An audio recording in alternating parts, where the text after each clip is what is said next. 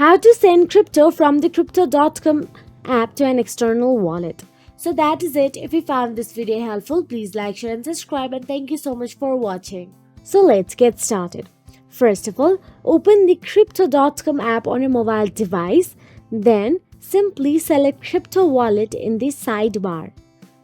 Now select Withdraw an external wallet option available there.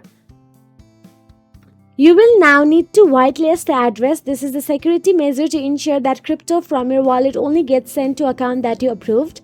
On the Add to Whitelist screen, select Wallet Address to whitelist addresses for both this and future uses. Next, select the cryptocurrency you want to send from the list. Then you can only send crypto that you hold. If you want to send your friend Bitcoin but currently only hold ETH in your wallet, you will need to convert some of your ETH to Bitcoin first before you can initiate the transfer. Now with everything entered, the crypto you want to send, the amount, the whitelisted recipient address and your wallet address, you will see a confirmation screen to approve the transaction.